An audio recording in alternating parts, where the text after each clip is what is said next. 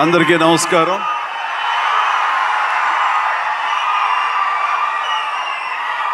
మా అభిమానుల్లో ఆనాటి నుంచి ఈనాటి వరకు క్రమశిక్షణ ఏమీ మారలేదు. అదే క్రమశిక్షణ, అదే ఉత్సాహం. మాట్లాడేవాళ్ళు ఏం మాట్లాడతారు ఇందామంటే కూడా వినపడని అంత గొడవ చేస్తున్నారు మీరు. మీ ఉత్సాహానికి, మీ ప్రోత్సాహానికి మరొకసారి అందరికీ పేరు పేరున నా అభిమానులకు నేను స్వాగతం పలుకుతూ, మీ ఉత్సాహం మమ్మల్ని ఇంత వాణి చేసింది, మా రామ్ చరణ్ ఇంత వాణి చేసింది. సో ముఖ్యంగా మీ అందరికీ నా స్వాగతం పలుకుతూ, ఈ రోజున ఇక్కడికి నేను ఒక అతిథిగా వచ్చిన, ముఖ్యంగా ఒక సీనియర్ నటుడిగా, ఈ సినిమా మీద ప్యాషన్ ఉన్నటువంటి ఒక వ్యక్తిగా, ఈ రోజున ఈ సినిమా ఇంత పెద్ద హిట్ చేసినందుకు ప్రతి ఒక్కరికి యూనిట్తో పాటు నేను కూడా ధన్యవాదాలు తెలియజెప్పాలని వచ్చాను. ఇలాంటి సినిమాలు రావాలి, పరిశ్రమ సుభిక్షంగా ఉండాలి, కళకళలాడుతూ ఉండాలి. దానికోసం ఈ సినిమాని ఇంత పెద్ద హిట్ చేసినటువంటి ఈ సినిమా ఇంత విజయం సాధించినందుకు దోహదపడినటువంటి ప్రతి ఒక్కళ్ళకి నేను కూడా బాధ్యతగా నా హృదయపూర్వక ధన్యవాదాలు చెప్పుకోవాల్సిన సమయం ఇది. అండ్ ఈ రోజున ముఖ్యంగా చెప్పాల్సి వస్తే, నేను ఈ సినిమా చూసినప్పుడు ఒక భావోద్వేగానికి లోనయ్యాను. చాలా అరుదైన సినిమాలు కొన్ని ఆ రకమైన ఫీలింగ్ ఇస్తాయి. ఆ సినిమాలో నేను ఒక క్యారెక్టర్ని, ఒక ట్రైబల్స్ యొక్క జీవన విధానాన్ని, వాళ్ళ ఆవేదాన్ని, వాళ్ళ బాధని, వాళ్ళ పోరాటాన్ని ఇన్ని చూడగలిగానే తప్ప ఇదో సినిమా బాగా చేశారు, బాగా యాక్ట్ చేశారు, అద్భుతంగా చిత్రీకరించారు, డైరెక్టరు ప్రొడ్యూసర్ బాగా రిచ్గా చేశాడు అన్న భావం పోయింది. కేవలం ఒక ట్రాన్స్లోకి వెళ్ళినటువంటి భావం కలిగింది. ఎన్నో చోట్ల నేను కూడా క్యారెక్టర్తో పాటు క్యారియర్ అయిపోయి ఒక ఉద్వేగానికి లోనయ్యాను. వాళ్ళతో క్యారెక్టర్తో పాటు నేను ఆ బాధను అనుభవించాను. వాళ్ళ పోరాటంలో నేను ఒకనయ్యి ఈ సినిమాలో ట్రావెల్ చేశాను చూస్తున్నంతసేపు. అంటే ఇంత పవర్ఫుల్ సబ్జెక్ట్, ఇంత ఎమోషనల్ సబ్జెక్ట్, ఇంత మోటివేషనల్ సబ్జెక్ట్, ఇంత ఇంటెన్సిటీ ఉన్న సబ్జెక్ట్ని ఎన్నుకొని దాన్ని చరణ్కి తను న్యాయం చేస్తాడని నమ్మినటువంటి వ్యక్తిగా, డైరెక్టర్గా మొట్టమొదటిగా నేను బుచ్చిబాబుని మనస్ఫూర్తిగా సభాముఖంగా నేను నా హృదయపూర్వక అభినందనలు తెలియజేస్తున్నాను. ముఖ్యంగా గాడ్ బ్లెస్. తను విలేజ్లో పెరిగిన వ్యక్తి, విలేజ్లో వాళ్ళ మనస్తత్వాలు తెలిసిన మనిషి. అందుకని ఈ కథ ఒక మట్టి కథ, మట్టి మనుషుల కథ. వాళ్ళ యొక్క ఎమోషన్, భావోద్వేగాలని తను పూర్తిగా నమ్మి అవపోసన పట్టిన వాడు కాబట్టి దాన్ని ఇంత అత్యద్భుతంగా ఈ తెర మీదకి ఎక్కించగలిగాడు, మనల్ని ఇన్వాల్వ్ చేయగలిగాడు. అందులో నాలాంటి వాడు సైతం సినిమాని డిసెక్ట్ చేస్తూ చూస్తుంటారే ఆ భావం పోయింది. సినిమాలు ఇన్వాల్వ్ అయిపోయాను అనమాట. దానికి ప్రధానంగా దీన్ని ఆ ట్రావెల్ చేయడానికి దోహదపడడానికి ఒక గట్స్ కావాలి, ఒక కన్విక్షన్ కావాలి. దానికోసం మన అన్ని రకాలుగా ఈ సినిమాకి న్యాయం చేస్తుంటే కథకుడుగా అవని, డైరెక్టర్గా కానీ బుచ్చిబాబు 100% న్యాయం చేశాడు. అండ్ ఇలాంటి బుచ్చిబాబు లాంటి శిష్యుల్ని చేరదీసి వాళ్ళలో ఉండేటటువంటి టాలెంట్ని సానబట్టి ఈ సానా బుచ్చిబాబుని మన అందరికీ గిఫ్ట్గా వదిలిన మా సుకుమార్ మాస్టర్ గారిని మనస్ఫూర్తిగా నేను అభినందించకుండా ఉండలేకపోతున్నాను. నిజంగా ఇలాంటి మట్టిలో మాణిక్యాల్ని వెలికి తీసేటువంటి ఒక దార్శనికుడు, ఒక ఫ్యూచర్లో ఇలాంటి వాళ్ళు ఇండస్ట్రీకి రావాలి అంటూ అలాంటి వాళ్ళకి అవకాశం కల్పించేటువంటి సుకుమార్ని నేను ఈ సందర్భంగా మనస్ఫూర్తిగా నేను అభినందించాల్సింది ఉంది. Thank you Sukumar. అలాంటి శిష్యులు మాకు అప్పగా ఇండస్ట్రీకి అవసరం. అండ్ ఇక ఈ సినిమాలో ప్రధానంగా ఇలాంటి సినిమాలు చిత్రీకరించాలంటే కనుక ఎంత డబ్బు అవుతుంది, ఏంటి బడ్జెట్ ఎంత, ఏంటి, దేనికి నెరవకుండా ఒక సినిమా తీయాలి. రామ్ చరణ్ నాకు చేస్తాను, నన్ను ప్రొడ్యూసర్ చేస్తాను, ప్రొడ్యూసర్గా నాకు సినిమాలు ఇస్తానని ఆయన రంగస్థలం టైంలో మాట ఇచ్చాడు సార్. దాన్ని నిలబెట్టుకుంటూ మళ్ళీ నాకు ఈ అవకాశం కల్పించాడు. కాబట్టి రామ్ చరణ్ గారు నా మీద పెట్టుకున్న నమ్మకానికి నేను దీన్ని ఎంతైనా సరే డైరెక్టర్ యొక్క విజన్ మేరకు దీన్ని నేను ప్రేక్షకుల యొక్క దీన్ని మనల్ని పొందేందుకు నేను సర్వశక్తులు వడ్డీ నేను మొత్తం ధారపోసి సినిమాను అత్యద్భుతంగా తీస్తానని ఆ గట్స్ ఉన్నటువంటి నిర్మాత సతీష్ కిల్లారు, ఆయనకి మనస్ఫూర్తిగా నేను అభినందించాలి. ఎందుకంటే దీంట్లో ఎన్నో కష్టాలు వస్తాయి, ఎన్నో బాధలు వస్తాయి. ఫైనాన్షియల్గా వయబుల్ అవ్వచ్చు, కాకపోవచ్చు, డబ్బులు మిగలచ్చు, మిగలకపోవచ్చు, లాభాలు రావచ్చు, రాకపోవచ్చు, ఏమి కాదు. ఒక అత్యద్భుతమైన కథ. ఈ కథకి నిర్మాత అనిపించుకోవడం అంటే నాకు కావాల్సింది ఏముంది అంటూ ఆయన ఈ కథను నమ్మారు. అంత మంచి పేరు వచ్చింది దీనికి. కాబట్టి ఈ సందర్భంగా దీని వెనకల వెన్నుదన్నుగా నిలబడ్డటువంటి కిలార్ సతీష్ గారికి కూడా నా అభినందన తెలియజేస్తున్నాను. ఇక రామ్ చరణ్ మిగతా విషయాలు మాట్లాడుతుంది. రామ్ గురించి మాట్లాడాల్సి వస్తే ఎవరికైనా ఏమనిపిస్తుందంటే బిడ్డ గురించి మాట్లాడుతుంటే అది ఆయుక్షీణం అంటారు. బిడ్డ గురించి మాట్లాడమంటే కనుక నా గురించి నేను మాట్లాడినట్లుగా ఉంటుంది అనుకుంటారు. అవన్నీ పక్కన పెడితే ఒక తోటి నటుడుగా ఈ ఇండస్ట్రీలో ఒక సీనియర్ యాక్టర్గా ఇలాంటి ఇంటెన్సిటీ, ఇలాంటి ఇన్వాల్వ్మెంట్ తోటి, ఇంత హై యాక్షన్ తోటి, డ్యాన్సులతోటి, ఎమోషనల్ సీన్స్ తోటి అన్ని రకాలుగా, అంటే ఒక ఆర్టిస్ట్కి ఎన్ని రకాల కోణాలు ఉండాలి, అన్ని కోణాలను పరిపక్వత సాధించి దాన్ని 100% బియాండ్ 100% తెర మీద చూపించేటువంటి చరణ్ నేను మనస్ఫూర్తిగా అభినందిస్తున్నాను. ఒక తండ్రిగా గర్వపడుతున్నాను. రంగస్థలం, మన సుకుమార్ గారి సినిమా రంగస్థలంలో వావ్ ఎంత బాగా చేశాడు, ఎంత అద్భుతంగా చేశాడు అని అనుకున్నాం. కానీ అలాంటి రంగస్థలాలు రావాలంటే మళ్ళీ ఎన్నేళ్ళు పడుతుందో ఏమో తెలియదు. ఎందుకంటే ఇవన్నీ కూడా అప్పుడప్పుడు తారసపడే గొప్ప అవకాశాలు ఒక ఆర్టిస్ట్కి పెర్ఫామ్ చేయాలనుకునే వాళ్ళకి. మిగతా అవన్నీ కమర్షియల్గా వస్తుంటాయి, మనం అందులో రాణిస్తాం, మెప్పిస్తుంటాం, డబ్బులు వస్తుంటాయి, అన్నీ వస్తుంటాయి. కానీ ఆర్టిస్ట్గా చిరస్థాయిగా నిలబడే సినిమాలు కొన్నే ఉంటాయి.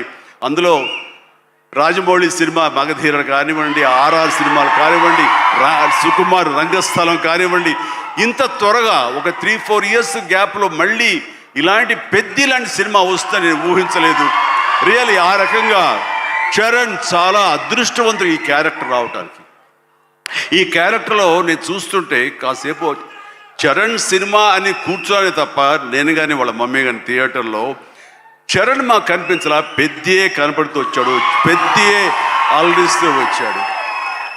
సో ఇది చాలా రేరుగా ఉంటుంది. సినిమా అలా కట్టిపడేయటం, క్యారెక్టర్లో కట్టిపడేయటం అంటే కనుక తను ఆ క్యారెక్టర్ని అవపోసన పట్టాడు, దాన్ని పూర్తిగా దాన్ని నమ్మాడు. ఆ క్యారెక్టర్ డైరెక్టర్కి ఏం కావాలో అది డెలివరీ చేయాలన్నాడు. ఒకే ఒక సంకల్పంతో ఉండకపోతే, అంత కఠోరంగా దాన్ని నమ్మి వెళ్ళకపోతే అతను ఖచ్చితంగా ఇందులో ఇంత సక్సెస్ అయ్యేవాడు కాదు. ఇంతమంది చేత ఇలా శభాష్ అనిపించుకునేవాడు కాదు. చెప్పాలంటే ఈ సినిమా చరణ్ మనల్ని సంతోషపెట్టాడు, మన చేత ఆనందంగా గెంతులు వేయించాడు, మన చేత బాధ పెట్టాడు, ఆ బాధకు మనం లోనయ్యేలా చేశాడు, ఆఖరికి విజయం సాధించాడు. ఇలాగా ఎన్ని రకాలుగా చూసుకున్నా సరే ఈ పెద్ద క్యారెక్టర్లో తను రాణించిన విధానానికి, తను పడ్డ కష్టానికి నేను మనస్ఫూర్తిగా నా అభినందనలు తెలియజేస్తూ మరొక ఎన్నో విషయాలు చెప్పాలి. అందులో మరొక విషయం ఏంటంటే ఆర్టిస్టులు అనేవాళ్ళు వాళ్ళ క్యారెక్టర్లో ఎమోషన్ వాళ్ళు ఓన్ చేసుకుని ఫీల్ అవ్వాలి తప్ప వాళ్ళు ముఖవళికలతోటి, ఫేషియల్ ఎక్స్ప్రెషన్స్ తోటి, ఫేషియల్ మజిల్స్ తోటి రాణించి రక్తి కట్టించాలన్నది పెర్ఫెక్ట్ యాక్షన్ కాదు. చాలామంది గొప్ప యాక్టర్లు ఉంటారు, వాళ్ళందరూ కూడా వాళ్ళు తెర మీద బాధపడుతూ మనల్ని బాధ పెడతారు. కానీ లోపల ఉన్న ఫీల్ని వాళ్ళు ఫీల్ అవుతూ తన మనసు లోపల అంతర్గతంగా ఏమి ఫీల్ అవుతాడో దాన్ని కళ్ళ ద్వారా మాత్రమే చూపిస్తూ మనల్ని కంటదని పెట్టించే విధంగా చేశాడే, అది పరిపూర్ణమైనటువంటి నటన, పరిపక్వత ఉన్నటువంటి నటన. ఈ రోజున రామ్ చరణ్లో ఆ పరిపూర్ణత, పరిపక్వతను నేను 100% నేను సాటిస్ఫై అయ్యే విధంగా చేయగలిగాడు. మీరందరూ కూడా ఆశీస్సులు అందించే విధంగా, దాన్ని ఆమోదించే విధంగా ఈ రోజున తెర మీదకి కనిపించిందంటే కనుక అది దాన్ని మనస్ఫూర్తిగా ప్రతి ఒక్కళ్ళం అభినందించాల్సినటువంటి ఇది. ఇక సినిమాని మనసుతోటి ఎలా ఫీల్ అయ్యి చేశాడో అది అలా ఎగ్జిబిట్ అయింది కాబట్టి మన మనసును తాకాడు. అది పక్కన పెడితే ఏ రకంగా బాడీ ట్రాన్స్ఫార్మ్ అయ్యాడు. ఒక్క నిమిషం ఆగండి, మీరు బాధ్యతగా వినండి. నేను చెప్పే విషయాలు మీ అందరిని కూడా మోటివేట్ చేసే విషయాలు, అందుకనే మీరు క్రమశిక్షణతో ఉండండి. Thank you very much. Please ఒక నిమిషం. మీరు ప్రతి వాళ్ళకి ఒక ధ్యేయం ఉండాలి. ఆ ధ్యేయంని మనం ఓన్ చేసుకోవాలి. ఆ గోల్ వైపు వెళ్లేందుకు ఫిజికల్ కష్టం అయినా సరే ఎలా పడాలంటాలో ఈ రోజున ఒక స్టార్ కొడుకు గోల్డెన్ స్పూన్తో పుట్టాడు. చరణ్కి అవసరం లేదు. డైరెక్టర్ ఏం చెప్పాడు అది మెకానికల్గా చేసి వెళ్ళిపోతే ఇదే సినిమా ఇదే హిట్ అవుతుంది, ఇంతే అవుతుందేమో తెలియదు, కానీ దాన్ని మించి అయ్యింది. బియాండ్ 100% అయింది అంటే కనుక చరణ్ వన్ మ్యాన్ షో అంటున్నాడన్న మీరందరి చేత నేషనల్ అవార్డు వస్తుంది. నేషనల్ అవార్డు విన్నింగ్ పెర్ఫార్మెన్స్ అంటున్నారంటే అవార్డు రానివ్వండి రాకపోనివ్వండి అది పెద్ద సమస్య కాదు.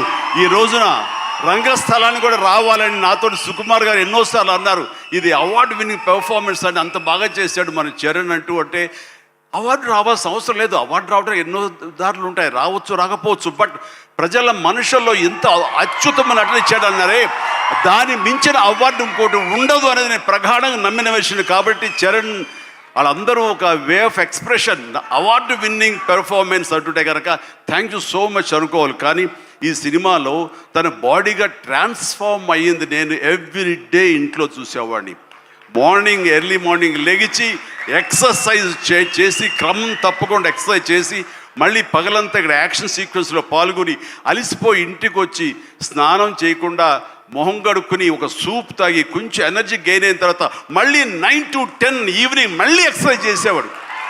నేను అన్నాను అవసరమా ఇది ఇలా చేస్తున్నాడు వీడు, అవసరమా అంటే లేదు రేపు మార్నింగ్ మళ్ళీ ఫ్రెష్గా ఉండాలి బాడీ, లేకపోతే సహకరించదు, రేపు పొద్దున మళ్ళీ యాక్షన్ సీక్వెన్స్లు ఉన్నాయి, ఈ రెజ్లింగ్ ఉంది నాకు అది ఇది అని చెప్తుంటే కనుక వాళ్ళ అమ్మ చాలా బాధపడిపోతుంటుంది. కానీ నాకైతే మాత్రం శబాష్ కష్టాన్ని నమ్ముకున్నాడు, నాకేంట్లే అనే ధోరణిలో లేడు.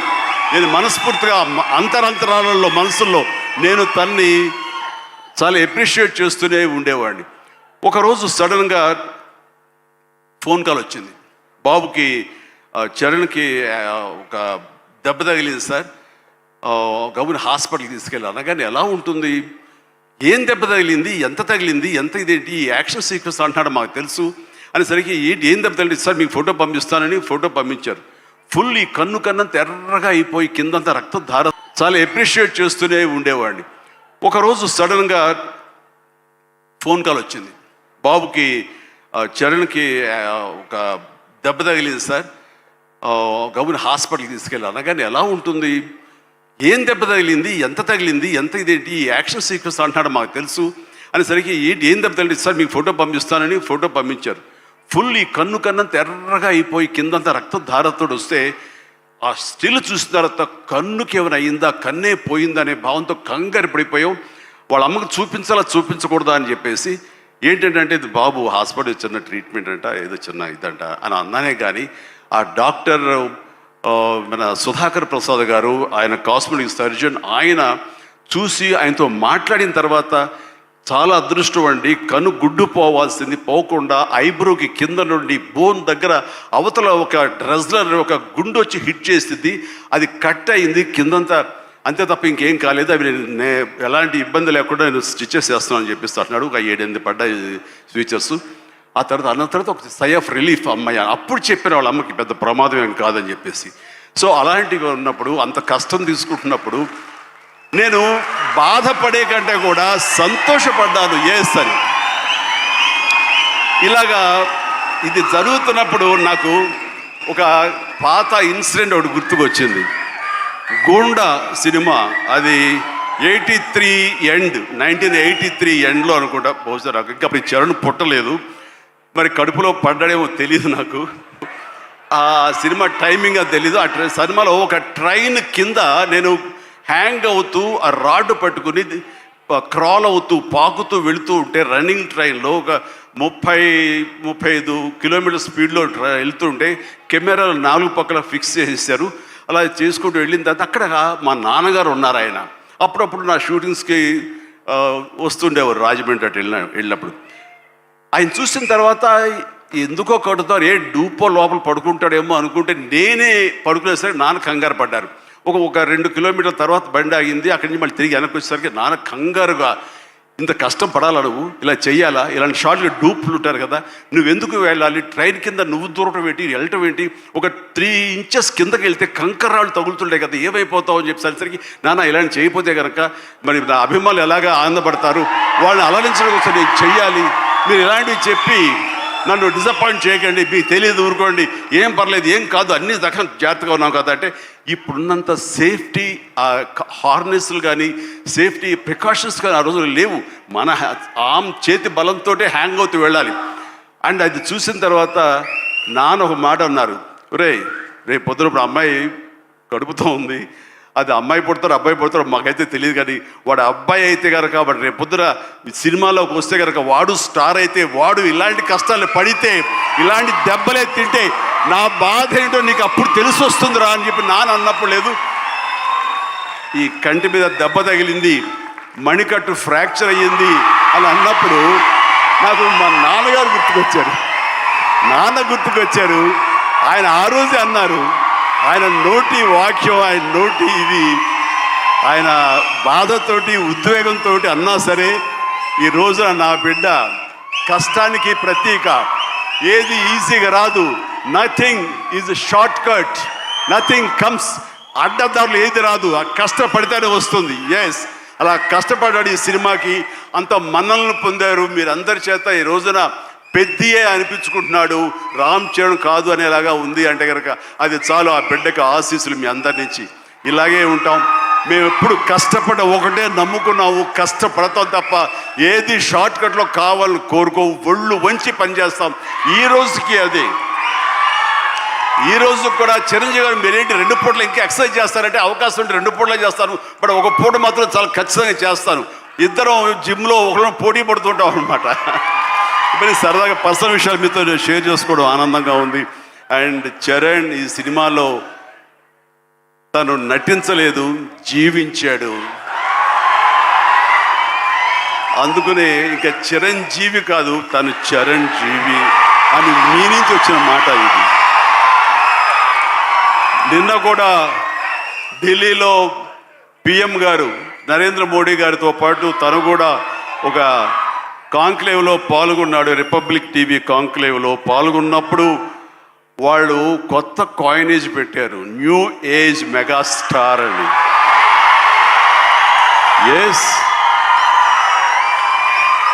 మనం ఇలాంటి అవకాశాలు నాకు రాలేదు, కానీ చరణ్కి వచ్చింది. చరణ్ దాంట్లో నిరూపించుకుని ఒక అడుగు ముందుకు వెళ్తున్నాడు. కాబట్టి చరణ్ ముందుంచి నేను వెనక ఉండడం అన్నది సబబు, అది కరెక్టు. బిడ్డలు ఎదిగినప్పుడు, బిడ్డలు ముందుకు వెళుతున్నప్పుడు ఆ పొందే ఆనందం అంతా ఇంత కాదు.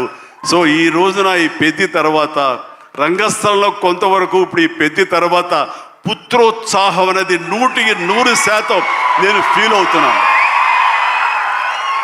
అండ్ ఎవరో అన్నట్లుగా మరి బిడ్డ పైకి వచ్చాడు, బిడ్డ ఫుల్ ఫిట్గా చేస్తాడు కదా, ఇంకా మీరు చెయ్యాలంటే ఆ విషయం మాత్రం ఎస్ చెయ్యాలి. నేను అంటాను, ఇప్పుడు పని చేయటం డబ్బు కోసమో లేకపోతే ఇంకోటి కోసమో లేకపోతే ఇంకా మీరు ఆర్టిస్ట్గా పేరు సంపాదించుకోవడం కోసం కాదు. ఇది పని చేయటంలో ఆనందం ఉంది, పని చేయటంలో ఒక ఎనర్జీ ఉంటుంది. సో అది పూర్తిగా జీవితకాలం అనుభవించిన నాకు, 47 సంవత్సరాల పాటు అనుభవించిన నాకు ఆ పని అంటే ఆ ఉత్సాహం అంతే. జస్ట్ 24 అవర్స్ బ్యాక్ మొన్న ఉదయం 4:30 లేచాను. ఎందుకంటే ఎక్కడో అల్యూమినియం ఫ్యాక్టరీలో నేను 8 o'clock షార్ట్లో ఉండాలి అంటే 4:30 లెగిస్తేనే కానీ నేను వెళ్ళలేను. 4:30 లేచాను, ఒక 1 hour ఎక్సర్సైజ్ చేస్తాను, మేకప్ అండ్ వెళ్ళిన తర్వాత ఏం ఓపిక అండి మీకు అట్లాగా, ఇంకా ఎన్నాళ్ళు పని చేస్తాను మా ఆవిడ అంటుంటే, సరే చాలు వెళ్ళమ్మా ఇలా చెప్పిన డిసప్పాయింట్ చేయకుండా నేను చేయాలి, చేయట్లో ఉత్సాహం అని చెప్పేసాను. సో పని అనేది నాకు మాకందరికీ జీవన ఇది మనకి అది ప్రతి ఒక్కరికి కావాలి, అది లైఫ్ లైన్ మనకి. సో పనిచేసే విధంగా ఉండాలి. సోంబేరితనం కానీ చూద్దాంలండి పోస్ట్పోన్మెంట్లు కానీ ప్రొకాస్టినేషన్స్ కానీ ఇవన్నీ కూడా మా దగ్గరికి మా ఇంట్లోకి రావు, మా గుమ్మంలోకి రావు, మా యొక్క కాంపౌండ్లోకి రావు. అందుకనే అదే కష్టాన్ని తను నమ్ముకున్నాడు, అదే కష్టాన్ని నేను నమ్ముకున్నాను. మా కష్టానికి ప్రతిఫలంగా మమ్మల్ని ఎక్కడో మీ గుండెలు ఎక్కడో పెట్టారు. అంత మంచి స్థానం మాకు ఇచ్చినందుకు చరణ్ తరపున నేను మా కుటుంబం తరపున మీ అందరికీ మనస్ఫూర్తిగా ప్రజానీకానికి ప్రేక్షక లోకానికి ఎవరైతే ఈ సినిమాని ఆదరించారో చిన్న బిడ్డల దగ్గర నుంచి టీవీల ముందు డ్యాన్స్ చేసే బిడ్డల దగ్గర నుంచి థియేటర్లో కన్నీళ్ళు పెట్టుకుని ఎమోషన్లో అయినటువంటి యువత వరకు మహిళలు అమ్మాయిలు కానీ అబ్బాయిలు కానీ పెద్దవాళ్ళు కానీ వీళ్ళందరూ చూసి ఆనందిస్తుంటే నేను కూడా వావ్ చాలు ఈ జన్మ కన్నా ఫీలింగ్ నాకు ఇచ్చాడు. Thank you Charan, love you రా, లవ్ యూ మై గాడ్. ఇక ఈ సినిమాలో ప్రత్యేకంగా చెప్పాల్సింది ఆహార్యం టోటల్గా మారిపోయింది. అసలు జగపతి బాబు అనే ఆ వాయిస్ వినేంతవరకు నాకు తెలియదు. ఈ సినిమాలో ఒక ఆయువు పట్టులాగా ఉండి ఒక సోల్ ఆఫ్ ద ఫిలిం అని చేసి తను పెర్ఫార్మెన్స్ తోటి ఆ సినిమా హీరోని ఎవరైతే పెద్దని మోటివేట్ చేసే విధంగా ఆ క్యారెక్టర్ కన్సీవ్ చేయటం కానీ ఆ క్యారెక్టర్ని తీర్చిదిద్దిన తీరు కానీ చాలా అద్భుతం. అలాగే ఒక హుందాతనంతో శివరాజ్ కుమార్ ఎందుకు పెట్టారా ఏముంటుందో అనుకుంటే కనుక చరణ్ లాంటి ఆర్టిస్ట్ని మీద అజమాయిషీ చేసేవాడు ఎవరైనా ఉండాలి అంటే వాడికి ఒక స్టామినా ఉండాలి, ఒక స్ట్రెంగ్త్ ఉండాలి, ఒక ఇమేజ్ ఉండాలి. అందుకనే శివరాజ్ కుమార్ నాకు సోదరుడు సమానం. తను తీసుకుని ఈ సినిమాలో హుందాతనంతో తను డిగ్నిఫైడ్గా తను చేసి ఈ క్యారెక్టర్కు నిండుదనం తీసుకొచ్చాడు. అలాగే తన అందచందాలతో ఆనాడు మా శ్రీదేవి తనయ జాహ్నీ కపూర్ తన అందాలతోటి సాంగ్స్ తోటి అమ్మాయి అలరించింది. అండ్ దాని తర్వాత ప్రతి నటులకు పేరు పేరున నా హృదయపూర్వక అభినందనలు తెలియజేస్తున్నాను. తర్వాత ప్రధానంగా ఇక టెక్నీషియన్స్కి వస్తే కనుక రెహమాన్ గారికి ప్రథమ తాంబూలం ఇవ్వాలి. రెహమాన్ గారు ఈ సినిమా ఎలా ఒప్పుకున్నారు, ఏమిటి, ఎలా ఒప్పించాడు, నువ్వే భాషతో మాట్లాడావని జోక్ చేస్తూ మాట్లాడుతున్నాం. కానీ ఒక మంచి కంటెంట్ ఉంటే కనుక ప్రాణం పెట్టి చేయాలనుకునే ప్రతి టెక్నీషియన్ దాన్ని ఓన్ చేసుకుంటాడు. ఆ రకంగా ఈ కథని పెద్దని ఓన్ చేసుకుని దానికి ప్రాణ ప్రతిష్ఠ చేసినటువంటి రెహమాన్ దాని సాంగ్స్ ఇచ్చి మేము అందరి చేత ఉత్సాహంగా కేరింతలు పెట్టే విధంగా ఉత్సాహం డ్యాన్స్ ఇచ్చే విధంగా చేసినటువంటి రెహమాన్ గారికి కూడా సభాముఖంగా నా హృదయపూర్వక అభినందనలు తెలియజేస్తున్నాను. అండ్ ర్యాండీ రత్నవేలు గారు మాకు మన సినిమాలు పనిచేశారు, మా 150కి. అలాగే చరణ్తో కూడా కపుల్ ఆఫ్ మూవీస్ చేశారు. ఆయన టోటల్గా ఇంకొక పెద్ద లోకాన్ని చూపించాడు. ఆయన పెద్ద లోకాన్ని అంటే ఎక్కడ కూడా అది మన హైదరాబాద్ పరిసర ప్రాంతాల్లోనూ మహా అయితే కొంచెం శ్రీలంక దాకా వెళ్ళారు. శ్రీలంకలో తీసి ఎక్కడ చేశారు. కానీ అది టోటల్గా గతంలో ఎప్పుడు చూడని విజువల్స్, ఆ రకంగా విజువల్ వండర్ క్రియేట్ చేసిన రత్నవేలును కూడా మనస్ఫూర్తిగా నేను అభినందిస్తాను. అలాగే ఆర్ట్ డైరెక్టర్స్ కానివ్వండి, ప్రొడక్షన్ మన నూలి ఎడిటర్ నవీన్ నూలి గారు కానీ ఇలా ప్రతి ఒక్కరు కూడా పూర్తిగా ఇన్వాల్వ్ అయ్యి వాళ్ళ శాఖలో న్యాయం చేస్తూ టోటల్గా కాంప్రహెన్సివ్గా ఈ సినిమాకి మరో లెవెల్కి వెళ్ళడానికి దోహదపడ్డారు. వీళ్ళందరికీ కూడా మనస్ఫూర్తిగా అభినందిస్తూ, సతీష్ గారు ఇలాంటి సినిమాలు మీరు చెయ్యండి. అండ్ ఈ సినిమాలు డెఫినెట్గా ఆదరిస్తారు ఒక న్యూ వేవ్ థాట్ తోటి. అండ్ బుచ్చి మళ్ళీ ఒకసారి చెప్తున్నాను, ఇలాంటి అవకాశాలు ఇలాంటి థాట్స్ వస్తే మాత్రం డెఫినెట్గా నువ్వు చెయ్యాలి మీ గురువు గారి ఆశీస్సులతోటి. అండ్ మనస్ఫూర్తిగా అభినందిస్తూ నాకు ఈ అవకాశం ఇచ్చినందుకు thank you so much. Thank you and excellent. Bye everyone, good night and take care. జాగ్రత్తగా వెళ్ళండి. అమ్మా నాన్నలు మీకోసం ఎదురు చూస్తుంటారు. సంతోషంగా ఇంటికి వెళ్ళండి. Bye, good night. Thank you so much. Megastar Chiranjeevi గారికి ప్రత్యేకమైన కృతజ్ఞతలు. పోలీస్ డిపార్ట్మెంట్కి చాలా థ్యాంక్స్, కమిషనర్ గారికి ప్లస్ ఈ ఏరియా పోలీస్ డిపార్ట్మెంట్కి అందరికీ థ్యాంక్స్.